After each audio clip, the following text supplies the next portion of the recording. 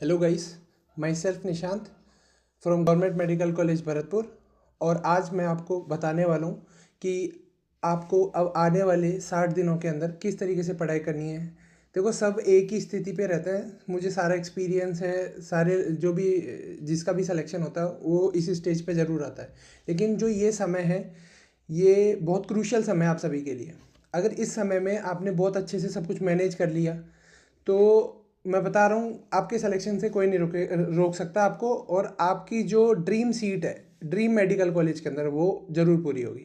तो चलते हैं, अब अपन अपनी आज की स्ट्रैटेजी देखते हैं कि अपन को अब आने वाले 60 दिन पेपर के एक दिन पहले तक अपन को कैसे कैसे कैसे पढ़ाई करनी है।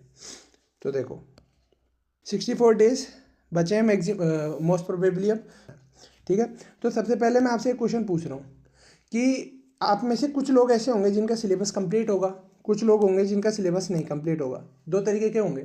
अब जिनका सिलेबस कंप्लीट होगा उनमें से कुछ लोग ऐसे होंगे जिनका जस्ट अभी सिलेबस कंप्लीट हुआ होगा, इसलिए वो टेस्ट नहीं दे रहे होंगे। लेकिन कुछ होंगे जिन्होंने टेस्ट स्टार्ट कर दिया। तो उसको मैंने 3 भागों में बांटा है बच्चों को।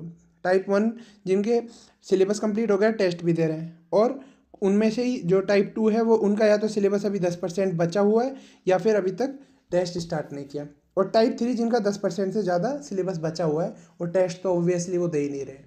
ठीक है, तो अब आगे का स्ट्रेटेजी कैसे करनी है। तो जो सारे बच्चों को या तो जिनके सिलेबस कंप्लीट हो गए हों या जिनके सिलेबस नहीं कंप्लीट होगा, उनको अब मेरे हिसाब से स्विच कर जाना चाहिए वन शॉट वीडियोस पे। क्योंकि अगर फुल लेंथ के वीडियोस करोगे तो अब सिलेबस अगर जिनका 10% से भी ज़्यादा बचा है तो वो नहीं हो पाएगा।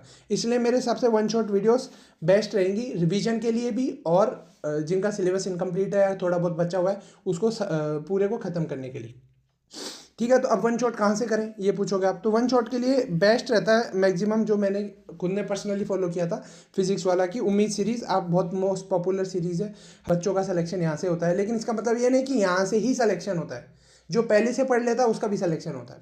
तो बस इंक्रीज हो जाती है प्रोबेबिलिटी सिलेक्शन होने की। ठीक है, तो मोस्ट जो पॉपुलर सीरीज़ है वो है फिजिक्स वाला की उम्मीद सीरीज़। और संकल्प नीट प्लेटफॉर्म पे भी है एक, तो उसकी शॉर्ट सीरीज़ जो कि तरुण सर वाली। अब मैं तरुण सर का नाम इसलिए ले रहा हूँ क्योंकि मैं खुद तरुण सर से पढ़ा हूँ, तो मेरे को थोड़ा ज़्यादा ट्रस्ट है उन पर, तो इसलिए तरुण सर वाली सीरीज़ भी मेरे को अच्छी लगती है। और अनअकैडमी भी निकालता है, अलग अलग प्लेटफॉर्म निकालते हैं, अनअकैडमी के क्रैश कोर्स निकलते हैं, और अलग अलग जैसे दीप आहूजा मैम और तमन्ना मैम, ये सारे तो उन सब अपना अपना क्रैश कोर्स निकालते हैं, तो उनसे भी कर सकते हो आप। तो वन शॉट। एक बात और, अब अभी क्या चल रहा है कि नई नई उम्मीद सीरीज़ आई है, तो अब इसके ऊपर कंट्रोवर्सी यहाँ चल रही है कि इतने बड़े बड़े लेक्चर्स है, ये है वो है, तो उन सब पे ध्यान नहीं देना है। बात ऐसी है ना कि जितनी ज़्यादा कंट्रोवर्सियों में पढ़ोगे उतना ज़्यादा खुद का लॉस है, किसी का लॉस नहीं है। बात ये बस आपको एक तो क्या करना है, खुद का शेड्यूल बनाना है। खुद का शेड्यूल बनाओगे, अब उसमें क्या है कि जैसे 10-10 11-11 घंटे की लेक्चर है, जैसे विपिन शर्मा सर, तो वो 10-10 11-11 घंटे के लेक्चर्स बना रहे हैं। तो वो तो आप सोचो ना कितना डेडिकेशन उनके अंदर। लेकिन डेडिकेशन आपको भी उतना ही शो करना है। और मैं बता रहा हूँ, ड्रॉपर्स तो फिर भी बैठ सकते हैं आराम से, क्योंकि उन्होंने 10 बार पढ़ रखा है लेक्चर। जो फ्रेशर्स है या फिर करंट 1 ड्रॉप हुआ है, 2 ड्रॉप हुआ है, तो मेरे हिसाब से उनको 3 घंटे से ज़्यादा नहीं बैठना चाहिए। उनको एक साथ अपना खुद का शेड्यूल बना के 3 घंटे का सेट करके पढ़ो, फिर बाद में थोड़ी देर रेस्ट लो, फिर वापस पढ़ो, ये होता है। और उसके कंटेंट के ऊपर तो कोई सवाल उठा ही नहीं सकता। A1 कंटेंट है, उसी से ही सिलेक्शन होगा, उसी को ही पढ़ो और MCQ प्रैक्टिस करो, सबसे बेस्ट है। तो ये तो मैं इस वन शॉट पे आ गया। अपन ने 3 टाइप के बच्चे डिवाइड किए थे। ठीक है, तो इन पे आ जाते हैं वापस। देखो, अब जो टाइप 1 बच्चा था वो अपने देख रखा है कि कौन सा है कंप्लीट, जिसका सिलेबस हो गया है और उसने टेस्ट सीरीज स्टार्ट कर दी, तो वो बहुत अच्छी स्टेज में है। तो अब उसको क्या करना है, रिवीजन कंप्लीट करना है। तो जल्दी जल्दी पहले रिवीजन करो। कहाँ से, वही उम्मीद सीरीज से या रिस्पेक्टिव जहाँ से भी अपन पढ़ सकते हैं, या तो लेक्चर से करो या सेल्फ स्टडी से करो। सबसे बेस्ट होता है, अगर मेरे हिसाब से लेक्चर से कर लो, और लेक्चर से करने के बाद क्वेश्चन प्रैक्टिस कर लो। तो मैंने इसको 3 भाग में डिवाइड किया है इसके टाइम को। तो मतलब आज से भी अगर वो शुरू करे तो 40 दिन तक सबसे पहले वो रिवाइज करेगा और फुल सिलेबस टेस्ट देगा। टेस्ट देने के बाद टेस्ट को दे के रख देगा नहीं, टेस्ट को एनालिसिस करेगा, टेस्ट एनालिसिस हो जाएगा, उसके बाद उसका रिवीजन करेगा और उसकी मिस्टेक नोटबुक बना के और आगे प्रोसीजर करेगा। मैं एक वीडियो लाऊंगा आपको उसके ऊपर भी बताने के लिए कि आगे रिवीजन कैसे कर सकते हैं बेस्ट तरीके से। एक वीडियो आएगा जिसमें मिस्टेक नोटबुक के बारे में बताऊंगा। तो 40 दिन तक वो एक बार पूरा सिलेबस रिवाइज कर ले अपना और टेस्ट देता रहे और उसका रिवीजन करे। फिर आने वाले अगले 15 दिन के अंदर 15 दिन के लिए क्या करेगा, वो एक टेस्ट देगा, 2 दिन हर दूसरे दिन एक टेस्ट देगा, बस ज़्यादा टेस्ट नहीं, फिर हर दूसरे दिन टेस्ट देगा और जो भी चैप्टर्स है ना वीक जो उसने टेस्ट के बाद एनालिसिस किए होंगे उनको रिवाइज करेगा।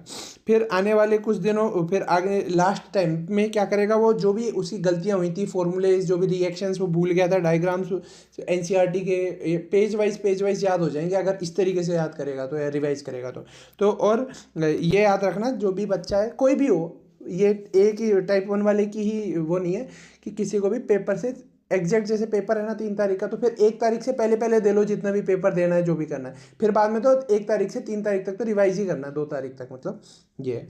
तो टाइप 1 का तो समझ में आ गया। अब आते हैं अपन टाइप 2 स्टूडेंट में। इसमें क्या है, टाइप 2 स्टूडेंट वो है या तो उसका सिलेबस कंप्लीट नहीं हुआ, कितना नहीं हुआ 10% से कम बचा हुआ है उसका, थोड़े बहुत 1-2 यूनिट बची हुई है छोटी मोटी, और या फिर अभी जस्ट ख़त्म हुआ है और उसने अभी टेस्ट देना स्टार्ट नहीं किया, तो उसको क्या करना चाहिए मेरे हिसाब से, उसको शुरू के अब 20 दिन और मान लो 20 दिन के अंदर जल्दी जल्दी फास्ट ट्रैक मोड में सिलेबस को ख़त्म करनी चाहिए एमसीक्यू प्रैक्टिस करके, जिससे ये वाला जो पोर्शन है उसको रिवीजन करने में ज़्यादा दिक्कत नहीं है, ज़्यादा टाइम नहीं है, और ये वाले पोर्शन क्योंकि अभी करंटली पढ़ा हुआ होगा तो इसको सोल्व करने में भी दिक्कत नहीं होगी उसको, और पेपर में तुरंत रिकॉल करेगा। तो 20 दिन में तो ये कर सकता है, जल्दी जल्दी सिलेबस ख़त्म करे। आने वाले 21 से और 40वें दिन तक उसने अब स्टार्ट करना है उसको पार्ट सिलेबस देना है और उन पेपर का एनालिसिस करके और रिवाइज करना कंप्लीट सब्जेक्ट्स को। फिर फुल सिलेबस स्टार्ट कर देगा वो कितने दिन के, हर 3 दिन में एक फुल सिलेबस देना है, हर 3 दिन में फुल सिलेबस। और फिर लास्ट टाइम पे तो वही सबको एक ही चीज़ करना होता है, सिलेबस और पेपर खत्म करने के बाद क्या, रिवीजन रिवीजन रिवीजन, बस यही है। ये कौन है, बीच में फंसा हुआ बच्चा है ना जिसका स्कोर भी नहीं इंक्रीज हो रहा, उस टाइप का बच्चा है। तो ये क्या सोचता है कि एक तो पेपर क्यों नहीं देता, उसको डर लगता है। क्यों डर लगता है, क्योंकि उसको लगता है कि यार मेरे तो नंबर ही नहीं आएंगे। उसको चाहिए परफेक्शन कि पूरे 720 में से उसके आ जाए 700 प्लस, लेकिन ये तो कभी नहीं होगा। किसी को भी नहीं पता रहता पेपर में 700 प्लस आएंगे या नहीं आएंगे। पेपर जितनी जल्दी स्टार्ट कर सकते हो देना स्टार्ट करो। ये तो परफेक्शन की तरफ मत जाओ। सबके माइंडसेट ऐसा होता है, लेकिन इस माइंडसेट को चेंज करना होता है, तो इसको चेंज करो और सबके सब लग जाओ। ये टाइप 2 वाले। अब आ जाते हैं अपन टाइप 3। इसका तो भाई 10% से ज़्यादा सिलेबस बचा हुआ है, तो अब क्या करे, मेरे को ऐसे बोलेगा भैया यार डर लग रहा है क्या करूँ। कुछ नहीं भाई, आराम से कर, डरने वाली बात नहीं है। आराम से पहले तो तू 30 दिन का अपना शेड्यूल बना और उसमें जितने भी हाई वेटेज वाले हैं ना उनको 1 शॉट से धड़ाधड़ उड़ा, मतलब ख़त्म कर जल्दी जल्दी, ठीक है। और उसमें क्या क्या इन्वॉल्व होना चाहिए, एनसीईआरटी, क्योंकि एनसीईआरटी की लाइन आएगी, और पीवाईक्यूज होने चाहिए। पीवाईक्यूज मस्ट है, हर किसी के लिए पीवाईक्यू करने। फिर बाकी के 15 दिन में क्या करेगा तू, 15 दिन में रिवीजन करना और सेक्शंस जो पार्ट सिलेबस के टेस्ट होते हैं ना वो। लेकिन जो अभी तू लेटेस्ट पढ़ रहा है ना, जो भी लेटेस्ट माल है, जो भी, उसको इस तरीके से पढ़ना कि वापस से रिवाइज करने में उतना ज़्यादा टाइम नहीं लगे, क्योंकि नहीं तो इसी विशेष साइकिल में फंसते जाओगे। फिर क्या करेगा, कुछ 3-4 फुल सिलेबस टेस्ट दे सकता है और फिर बाद में रिवीजन ही रिवीजन करना है, ठीक है। ये होता है। भी जो आता है उसको 100% सही करो, सिलेक्शन वहीं से होता है, समझ लो। मतलब जो अपन को आता है उसको तो कम से कम पूरा सही करो, सिली मिस्टेक्स तो मत करो, ये होता है, ठीक है। और मैं अब एक नेक्स्ट वीडियो लाऊंगा जिससे बताऊंगा कि अपन को रिवीजन कैसे करना है, चाहे वो कोई से भी टाइप का बच्चा हो, क्योंकि चाहे 3rd टाइप का हो जिसका सिलेबस नहीं हुआ हो लेकिन उसने कुछ तो पढ़ रखा है, तो उसको भी तो रिवाइज करना है। बिना रिवीजन के तो वैसे भी नहीं आ रहा कुछ, इसलिए पहले रिवीजन मैं बताऊंगा आपको कि रिवीजन कैसे करना है। सबसे बेस्ट तरीका बताऊंगा जिससे मैं करता था और सब करते हैं, जिससे सिलेक्शन होते हैं, ठीक है। और इसके बाद अब मैं ख़त्म करता हूँ। तो thank you so much, keep studying. और हाँ, आपको डिस्क्रिप्शन में टेलीग्राम का लिंक मिल जाएगा, वहाँ पे डेली क्वेश्चंस प्रैक्टिस चलती है। अगर कोई क्वेश्चन प्रैक्टिस नहीं कर पाता है अकेले, तो वहाँ पे पोल डेली कंडक्ट होते हैं, तो आप आराम से जाओ टेलीग्राम ग्रुप पे और उसको ज्वाइन करो। वहाँ पे क्वेश्चन प्रैक्टिस है, जो भी आपके डाउट्स है, जो भी टॉपिक्स पे आपको वीडियो सेंड करने वो दो और फीडबैक दो। और कमेंट सेक्शन में बताओ कि कैसा था। मेरा तो पहला वीडियो था ये यूट्यूब पे, तो मुझे उतना ज़्यादा एक्सपीरियंस नहीं है ना उतना ज़्यादा, लेकिन मैं जो स्ट्रैटेजी बता रहा हूँ ना वो बेस्ट स्ट्रैटेजी है। इसी से ही सिलेक्शन होगा, इसी तरीके से कोई पढ़ेगा ना तो। ठीक है, तो बाय, राम राम।